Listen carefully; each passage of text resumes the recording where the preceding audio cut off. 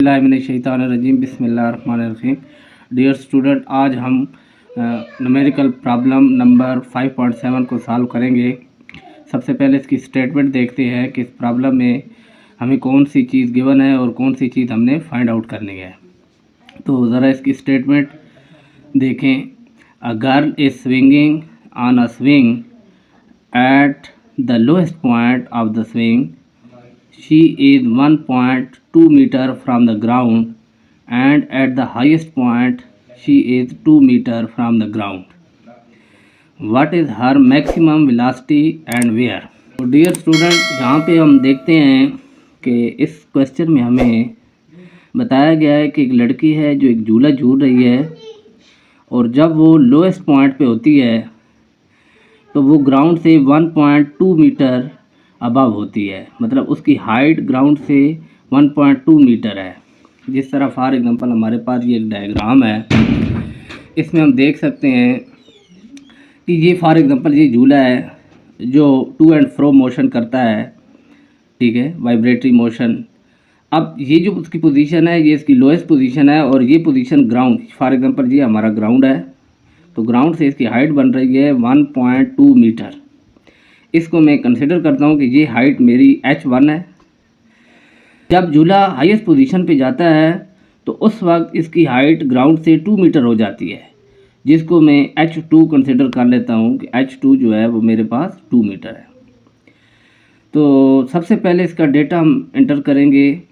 Height of lowest point 1.2 metre और height of highest point वो है 2 मीटर। तो मेरे पास दो हाइट गिवन है, लोएस्ट पॉइंट की भी गिवन है और हाईएस्ट पॉइंट की भी गिवन है। तो डियर स्टूडेंट, हम पहले इसकी हाइट फाइंड आउट कर लेते हैं। हाइट में जो डिफरेंस है तो वो मेरे पास आ जाएगा h is equal to h2 minus h1। h2 जो है ये हाईएस्ट पॉइंट की हाइट है फ्रॉम द ग्राउंड और h1 is the height of lowest point from the ground. अब अगर मैं इसकी वैल्यू एंटर करूं तो मेरे पास जो हाइट का जो डिफरेंस आ जाता है वो आ जाता है h2 है 2 मीटर और h1 जो है वो है मेरे पास 1.2 मीटर। तो इसका डिफरेंस निकालते हैं तो हमारे पास हाइट आ जाती है 0.8 मीटर। हाइट का जो डिफरेंस आ जाएगा यानी लोएस्ट पॉइंट से हाईएस्ट पॉइंट के दरमियान वो है 0.8 मीटर। हमने मैक्सिमम वेलोसिटी फाइंड करनी है और हमने ये भी बताना है कि किस पॉइंट पे इसकी वेलोसिटी मैक्सिमम होगी, यानी लोएस्ट पॉइंट पे होगी या हाईएस्ट पॉइंट पे होगी। लेकिन इसके लिए देखें, सबसे पहले हम इसकी स्टेटमेंट को समझते हैं कि याद रखें स्टूडेंट, जब कोई जिस्म लोएस्ट पोजीशन से हाईएस्ट पोजीशन की तरफ जाता है या हाईएस्ट पोजीशन से लोएस्ट पोजीशन की तरफ जाता है तो उसकी जो एनर्जी है वो चेंज होती है from one form to another. जिस तरह फॉर एग्जांपल जब बॉडी हमारा लोएस्ट पोजीशन पे था तो उस वक्त उसकी जो हाइट थी वो 0 थी। तो यहाँ पे जो बॉडी की एनर्जी होगी वो सारी की सारी उसकी काइनेटिक एनर्जी होगी। लेकिन जैसे जैसे बॉडी हाइट पे जाता है तो उसकी हाइट बढ़ती जाती है और उसकी स्पीड कम होती जाती है, लिहाजा उसकी पोटेंशियल एनर्जी बढ़ती जाएगी और काइनेटिक एनर्जी कम होती जाएगी। लेकिन जब बॉडी हाईएस्ट पोजीशन से लोएस्ट पोजीशन की तरफ आता है तो उस वक्त उसकी स्पीड बढ़ती है लेकिन हाइट कम होती है। तो चूँकि हमारे पास जो काइनेटिक एनर्जी होती है वो होती है हाफ mv², जो स्पीड पे डिपेंड करती है, बॉडी की वेलोसिटी पे। और पोटेंशियल एनर्जी जो होती है उसके लिए हमारे पास रिलेशन होता है mgh। अगर हाइट कम होगी तो पोटेंशियल एनर्जी भी कम होगी और हाइट बढ़ेगी तो पोटेंशियल एनर्जी भी बढ़ेगी। अच्छा, अब स्टूडेंट यहाँ पे एक चीज़ आपने इसको देखना है कि जब भी बॉडी लोअर पोजीशन से हायर पोजीशन की तरफ जाता है या हायर से लोअर की तरफ आता है तो एनर्जी कंजर्वेशन लॉ हमने पढ़ा था कि loss in potential energy is equal to gain in kinetic energy. मतलब जितनी पोटेंशियल एनर्जी में लॉस आएगा उतनी काइनेटिक एनर्जी में गेन आएगा। Loss in potential energy is equal to gain in kinetic energy. तो पोटेंशियल एनर्जी का रिलेशन हमारे पास होता है mgh और काइनेटिक एनर्जी का रिलेशन होता है हाफ mv²। तो यहाँ देखें इक्वेशन के दोनों साइड पे मास है m है, तो मैं m को m के साथ कैंसिल कर देता हूँ। क्योंकि मैंने बॉडी की स्पीड निकालनी है, उसकी वेलोसिटी निकालनी है, तो मैं ये 2 जो है यहाँ पे डिवाइड हो रहा है, इसको इक्वल की दूसरी साइड पे ले जाऊँगा तो ये यहाँ पे क्या हो जाएगा, मल्टीप्लाई हो जाएगा। तो मेरे पास आ जाएगा 2gh is equal to v²। लेकिन मुझे यहाँ पे v मालूम करना है, v² नहीं फाइंड आउट करना। तो मैं क्या करता हूँ, मैं दोनों तरफ स्क्वायर रूट ले लेता हूँ। v² under root is equal to, इसी तरह इक्वेशन के दूसरी साइड पे भी स्क्वायर रूट ले लेंगे 2gh। इस तरह मेरे पास एक रिलेशन आ जाता है v² is equal to under root 2gh और इसके ऊपर भी अंडर रूट है। अच्छा, यहाँ पे स्टूडेंट देखें कि इसका जो स्क्वायर है इस स्क्वायर रूट के साथ कैंसिल हो जाएगा, तो मेरे पास रह जाएगा v is equal to under root 2gh। यहाँ पे मैं वैल्यू को एंटर करता हूँ, तो v इज इक्वल टू ये स्क्वायर रूट है 2g की वैल्यू 10 और हमारे पास जो हाइट का डिफरेंस आया था 2 पॉइंट के दरमियान वो था 0.8 मीटर।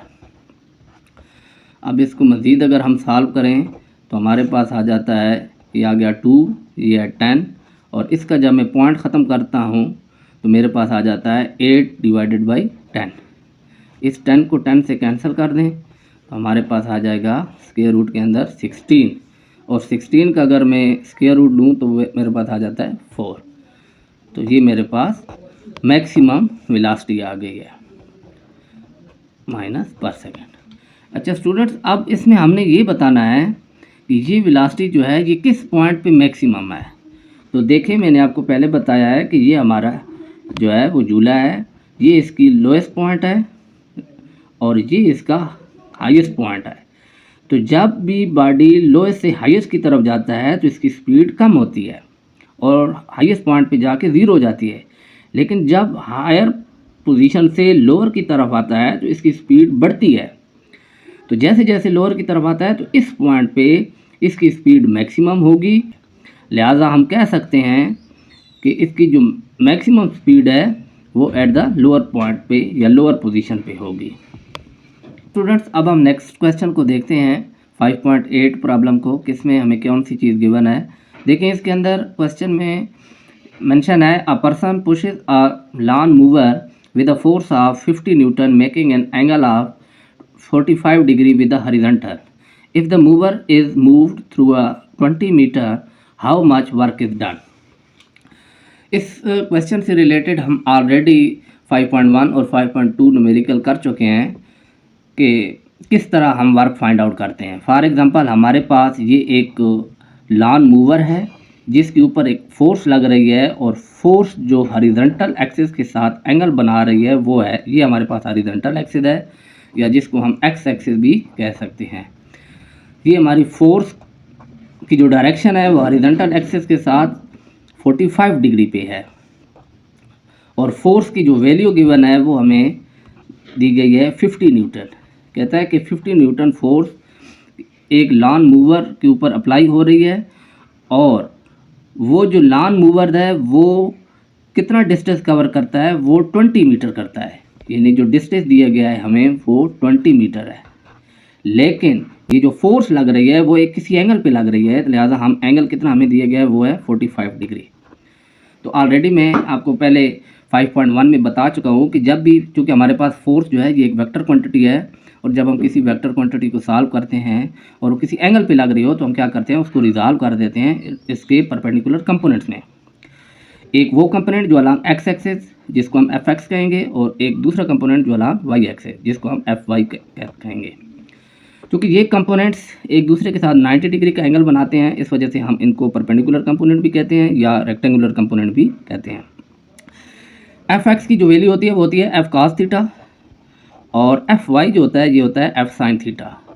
यहाँ पे हमने फोर्स को रिजॉल्व कर लिया उसके परपेंडिकुलर कंपोनेंट्स में, लेकिन हमने कौन सा कंपोनेंट लेना है, हमने वो कंपोनेंट लेना है जो डिस्प्लेसमेंट की डायरेक्शन में हो। चूँकि डिस्प्लेसमेंट हमारा हॉरिजॉन्टल डायरेक्शन में है, लिहाजा हम एफ एक्स जो है वो लेंगे, क्योंकि एफ एक्स और जो है ये डिस्टेंस की डायरेक्शन में है। तो मैं इसको सॉल्व करता हूँ जी। सबसे पहले इसके लिए मैं फार्मूला लगाऊंगा W is equal to F S. तो चूँकि मेरे पास फोर्स का x कंपोनेंट आएगा तो मैं इसको ऐसे लिख सकता हूँ, W is equal to F x S. और एफ एक्स की अगर मैं वैल्यू को पुट करूँ तो वो होती है F cos theta into S. अब इसको मैं थोड़ा रीअरेंज करता हूँ तो मेरे पास वर्क आ जाएगा एफ एस कॉस थीटा। यहाँ पे मुझे f की जो वैल्यू गिवन है वो है 50 न्यूटन और s जो है वो मुझे दिया गया है 20 मीटर और cos थीटा की जो वैल्यू दी गई है वो है 45 डिग्री। तो इसको सॉल्व करते हैं। 50 को अगर मैं 20 के साथ मल्टीप्लाई करूं तो वो मेरे पास आ जाएगा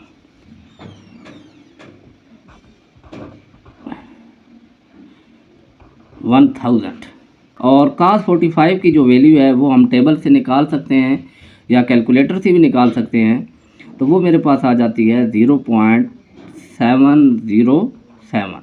ये cos 45 की वैल्यू है, या टेबल वाली वैल्यू भी आप यूज़ कर सकते हैं।